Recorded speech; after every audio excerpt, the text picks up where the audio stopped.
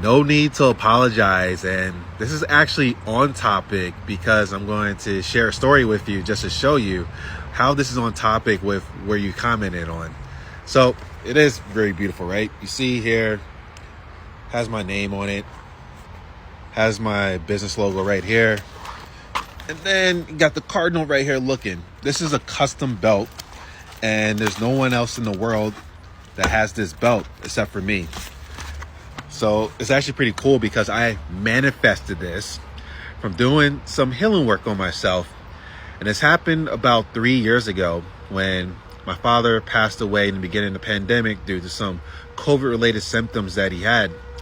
And I made a choice with myself to fully feel the pain that I had over losing my father, but also to use that pain in the grieving process in a way to transform myself, transform my life, and really get focused on what I want to create in my life.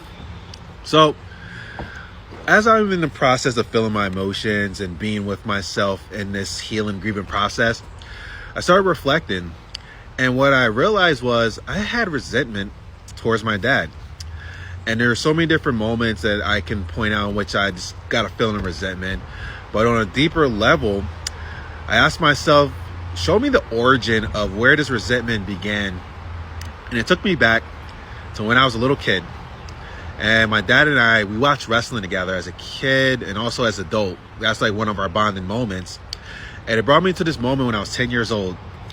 This belt was online. It was for sale. Not online, on TV. It wasn't on internet back then. It was on TV. And they had it for sale. I asked my dad, can I get that belt? He told me no. And I felt some type of way for him telling me no because I really wanted that belt. But I didn't allow myself to process that because I didn't know how to process it in that moment. And that little bit of resentment that I had in that moment unprocessed started to fester and linger on and linger on and linger on. So I actually had a conversation with that part of me, that 10-year-old part of me. I said to that part of me, one, I expressed to it like, yeah, my father had the right to say no. But then also, do you still want that belt? And that 10-year-old part of me said yes. And I was saying stuff like, oh yeah, it's totally possible to get that belt now. I got my own money now. I'm an adult now. I can totally get that belt. You want that belt? We're going to get that belt. Then I let it go. I kid you not. Later on during that day, I got an intuitive nudge to go on Facebook. Go on Facebook and see who makes custom belts, championship belts. I said, I want to get a custom belt, a red heavyweight title belt, and I want to get my logo on it. I already had this vision in my mind of having that belt. So I went to this Facebook group, and this group actually had a contest going on that same day to win a belt. It was $13 to sign up for it and sign up for the contest. You pick different numbers. They're going to randomly draw the number. I decided to pick 3 of my favorite numbers with that. And I was visualizing getting that belt. I'm like, yeah, I'm going to get this belt. I didn't have any like opposite thoughts about it, and I let it go.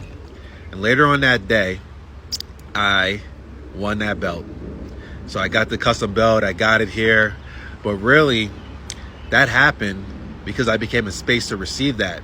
It happened because I actually allowed myself to give that part of me that wanted the belt, that belt. But then also I let go of that resentment, and a lot of resentment I had towards my father over stuff because I felt that things didn't happen the way that I choose to have happened.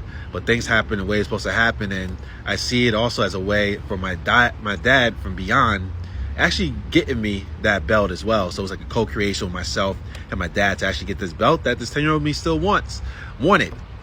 So thank you so much. And it ties into this as well because my video before is about enoughness, and also what was the other one? I don't even know off the top of my head. It just flowed through me. But the enoughness, definitely. I showed that 10-year-old part of me that it is enough to receive what it wants. And I show that to myself as well. I am enough to receive what I want. I am enough.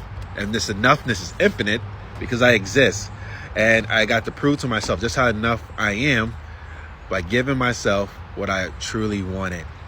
So thank you so much. I know this could be helpful for people out there as well, not only for this grievance, but also then enoughness.